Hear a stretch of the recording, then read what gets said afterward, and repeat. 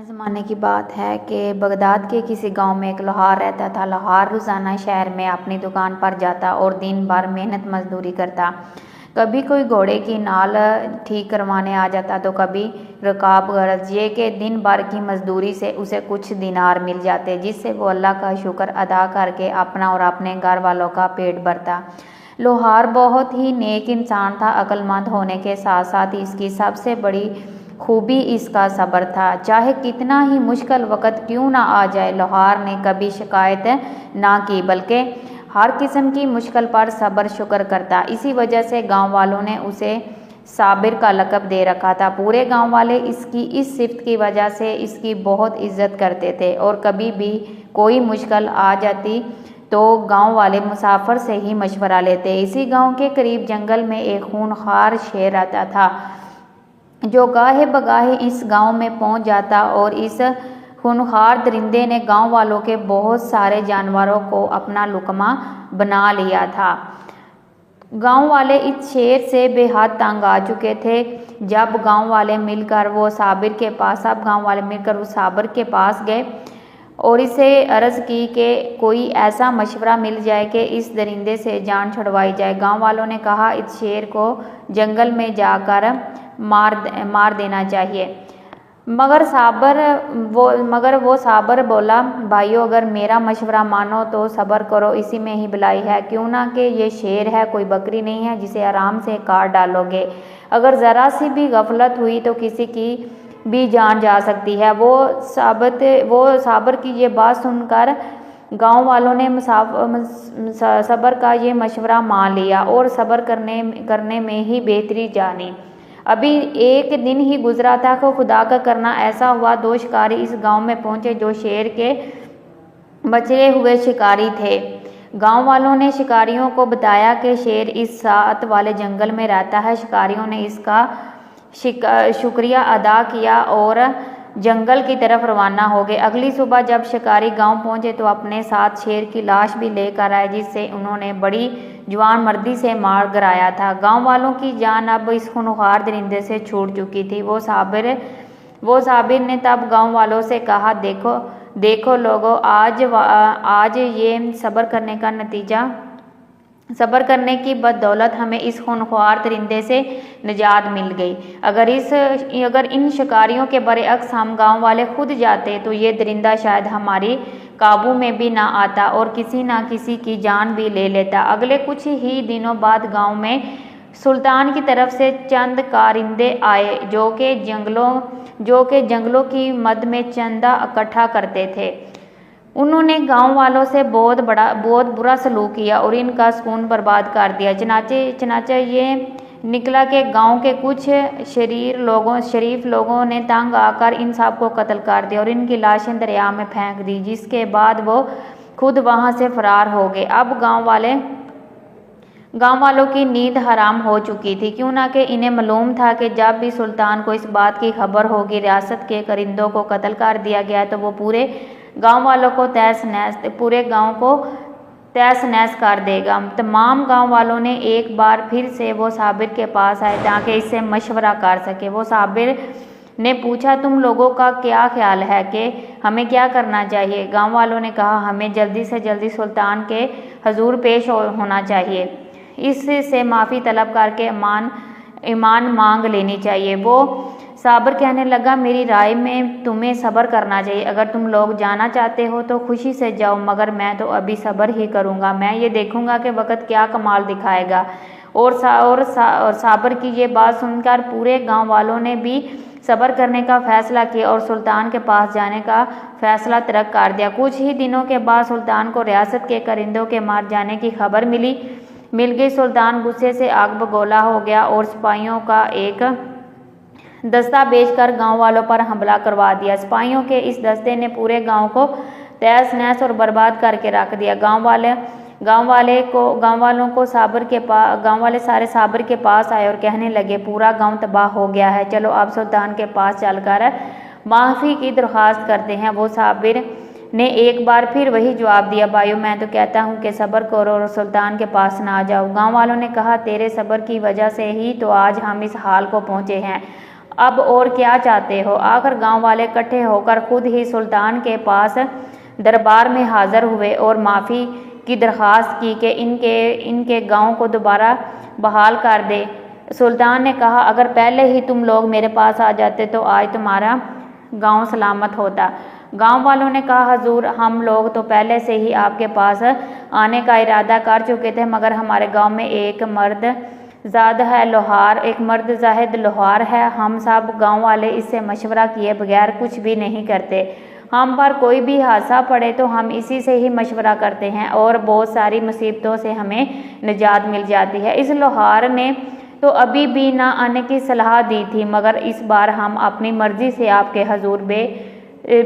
हजूर तशरीफ़ लाए हैं। सुल्तान ने ये सब सुनने के बाद फरमान जारी किया, जो लोग भी इस हमले के नतीजे में बर्बाद हुए हैं, इन्हें सरकारी खजाने से माल दिया जाए ताकि वो दोबारा खुशहाल हो सके और साबिर को गांव से बाहर निकाल दिया जाए। बेचारा साबिर अपनी बीवी और 2 बेटों के साथ एक सिमत चल पड़ा। जेब में भी फूटी कौड़ी नहीं थी, कहीं से कुछ खरीद सके। चलते चलते इनका गुजर एक जंगल से हुआ, जहाँ कुछ लटेरों ने इनकी कराफी छानबीन करने के बाद सब लटेरों को बोसा बुक से कुछ ना मिला तो इन्होंने साबिर के दोनों बेटों को बांधा और वहाँ से चलते बने के इन्हें गुलाम बनाकर बेचेंगे। मुसाफिर साबिर सब्र कर गया, मगर इसकी बीवी रोने लगी। वो साबिर उसे बोला, ए औरत, सब्र कर, अल्लाह ज़रूर हमें इस मुश्किल से निकालेगा। इन्होंने अपना सफ़र जारी रखा। चलते चलते वो दोनों एक गांव के करीब पहुँचे। वो साबिर ने अपनी बीवी से कहा, तुम ज़रा यहाँ रुको, मैं इस गांव में जाकर कुछ खाने के लिए लाता हूँ। ये कहकर साबिर इस गांव की तरफ चल पड़ा और इसकी बीवी आंसू बहाती देखती रही। अभी थोड़ी ही देर गुजरी थी कि एक सिपाही का गुजर वहाँ से हुआ और ज़बरदस्ती साबिर की बीवी को गुलाम बनाकर अपने साथ ले गया। जब वो साबिर खाना लेकर वापस आया तो इसकी बीवी को ना पाकर वो बहुत गमगीन हुआ और खून के आंसू पीकर रह गया, मगर इस बार भी इसने सब्र करने का फैसला किया। चनाचा इसने अपना सफ़र जारी रखा। जंगलों सहराओं को अबूर करते करते दूसरे मुल्क के किसी शहर में पहुंच गया। शहर में दाखिल होते ही उसे एक सहराए नज़र आया और वो इस सहराए में दाखिल हो गया। इत्तेफाक से इस दिन किसी अमीरजादे ने सब मुसाफिरों के लिए मुफ्त खाना फराम कर रखा था। वो साबिर ने भी पेट भर कर खाना खाया और अल्लाह का शुक्र बजा लाया। फिर इसने सहराए के मालिक से कहा कि भाई, मैं एक मुसाफिर लोहार हूँ, क्या मुझे यहाँ कोई काम मिल सकता है जिससे मैं अपनी मेहनत की रोज़ी कमा सकूँ। सहराए के मालिक ने जवाब दिया, मेरे पास अभी कोई काम नहीं और इस शहर में लोहारों के वैसे भी बरमार है, लिहाजा मुझे नहीं लगता कि तुम्हारे पेशे के मुताबिक कोई काम तुम्हें मिल सकेगा। हाँ, अगर तुम शहर के अमीर के पास जाओ तो वो शायद तुम्हें कोई दूसरा काम मिल जाए, मगर जो भी काम तुम्हें अमीर देगा उससे इनकार मत करना, चुपचाप वो काम अंजाम देना। कोई साहबन ने इसका शुक्रिया अदा किया और वहाँ से सीधा शहर के अमीर के पास पहुँचा। अमीर बहुत ही संग दिल आदमी था। जब वो साबिर इसके पास पहुँचा तो वो एक किले की तमीर कर रहा था। अमीर ने साबिर को बड़े बड़े पत्थर उठाने के काम पर लगा दिया। वो साबिर बेचारा पूरा दिन कमर पर पत्थर उठाता, मगर शाम को सिर्फ उसे खाने को 2 रोटियां ही मिलती। वो साबिर सब्र शुक्र के साथ इन 2 रोटियों से अपना गुजारा कर लेता। एक रोज़ एक मजदूर काम करते करते सीढ़ी से नीचे गिर गया और अपनी टांग तड़वा बैठा। दर्द की शिद्दत से वो ज़ोर ज़ोर से चिल्लाने लगा। वो साबिर इसके पास गया और उसे कहने लगा, भाई सब्र करने वाले को आखिर इसका अजर ज़रूर मिलता है। इत्तेफाक से इसी दिन सुल्तान भी वहाँ मौजूद था। सुल्तान ने हुक्म दिया, इस मजदूर का इलाज करवाओ और ये जो सब्र का ववेला कर रहा है इसे मेरे अंधे कुएं वाले जिंदान में कैद कर दो ताकि इसकी सब्र करने की मुराद पूरी हो सके। चनाचा वो साबिर को अंधे कुएं के जिंदान में कैद कर दिया गया, मगर इस नेक सिफ्त इंसान ने जिंदान के तारीखी दिनों में भी सब्र का दामन न छोड़ा। कुछ ही दिन गुजरे थे कि सुल्तान को कोई ऐसी बीमारी लाहक हुई कि हड्डियों का ढांचा बनकर रह गया। अगले चंद ही दिनों में अपनी सारी सल्तनत और माल व दौलत छोड़ छाड़ कर अबतरी जिंदगी की तरफ चला गया।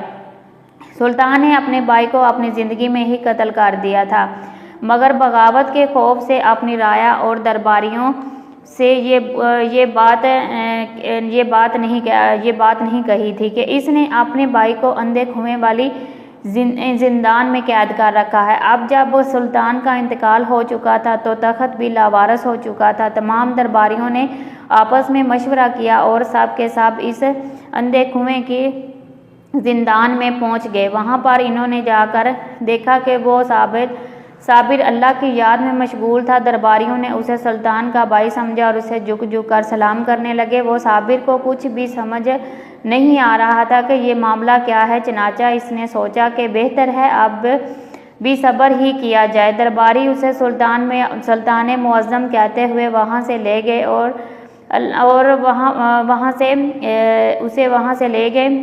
और उसे अल्लाह ने सब्र के बदले में शाहाना लिबास पहना कर तख्त पर बैठा दिया।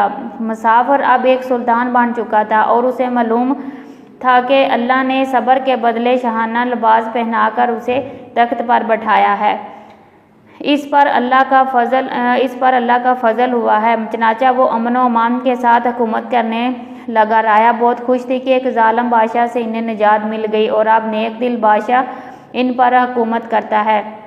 कुछ ही अरसे में मुसाफिर एक नेक दिल सुल्तान होने की वजह से मशहूर हो गया। इसकी बीवी, जिसको एक सिपाही ने गुलाम बना रखा था, जब इसको पता चला कि मुल्क का सुल्तान एक नेक दिल और इंसाफ पसंद इंसान है, तो वो भी सुल्तान से इंसाफ मांगने के लिए दरबार में हाजिर हुई। वो साबिर ने अपनी बीवी को फौरन पहचान लिया। खामोश रहने का इशारा करते हुए हुक्म दिया कि इस औरत को मेरे महल में भेज दिया जाए। साबिर ने अगला हुक्म दिया कि इस सिपाही को पेश किया जाए। साबिर के हुक्म पर पेश किया गया साबिर ने इस सिपाही को जिंदान में कैद कर दिया और सब्र करने की तलकीद की। एक दरबारी को बहुत ताज्जुब हुआ कि सुल्तान कल तक तो बड़ा नेक बना फिरता था और आज पराई औरत को अपने महल भिजवा रहा है। कुछ ही दिनों बाद वो लुटेरे जिन्होंने साबिर के बेटों को अगवा किया था, उन्होंने सोचा कि हम भी सुल्तान के दरबार में गुलामों के सौदागर बनकर जाएंगे और इन दोनों लड़कों को एक अच्छी रकम के ओज़ बेच देंगे। वो इनाम की लालच में सौदागर बनकर साबिर के महल पहुंच गए और वो साबिर ने जब अपने दोनों बेटों को देखा तो इन्हें भी फौरन पहचान गया और आंखों के इशारे से इन्हें खामोश रहने का हुक्म दिया। वो साबिर ने कहा कि इन दोनों लड़कों को मेरे महल रवाना करो और ये दूसरे हुक्म पर इन लुटेरों को जिंदान में कैद करवा दिया और सब्र करने की तलकीद की। जिस दरबारी को पहले तअज्जुब हुआ था, इस बार इसका तअज्जुब इंतहा को पहुंच गया। वो मुसाफिर से कहने लगा, दौरे जान की अमान पाओ तो कुछ अर्ज़ करूं। मुसाफिर बोला, पूछो क्या पूछना चाहते हो। दरबारी बोला, हजूर आपके नेकी से तो मैं नेककार होने का गवाह हूँ, मगर आपके इन दो फैसलों ने मुझे सख्त हैरत में मुंतबला कर रखा है। साबिर ने जवाब दिया, असल बात यह है कि मैं तुम्हारे सुल्तान का भाई नहीं था। मैं तो एक गरीब लोहार था जिसे अल्लाह ने सब्र के बदले में इतनी बड़ी सल्तनत का सुल्तान बना दिया। वो साबिर ने इसके बाद दरबारियों को अपनी बीवी बच्चों के बारे में बताया और अपनी हकीकत सब दरबारियों के सामने रख दी। सब दरबारियों ने यक अब ज़बान होकर कहा, हम आपको दिल से अपना सुल्तान मानते हैं। दिन यूं ही गुजरते हैं। जिस सुल्तान ने मुसाफिर को जलावतन किया था, जिसके खिलाफ राया ने बगावत कर दी थी, मजबूरन उसे अपना मुल्क छोड़कर उसे वहां से भागना पड़ा और वहाँ पर बना लेने के लिए वो साबिर के दरबार में हाजिर हुआ और साबिर उसे देखते ही पहचान गया और इस जालिम सुल्तान से पूछा, क्या तुम मुझे जानते हो? मैं वही लोहार हूँ जिसे सब्र करने के सबब तुमने जो है जलावतन कर दिया था। आज देखो मुझे सब्र का फल मिल रहा है और तुम्हें तुम्हारी जुल्म का बदला मिल रहा है। बेशक अल्लाह सब्र करने वालों के साथ है और इनका सब्र कभी भी रागा नहीं जाता।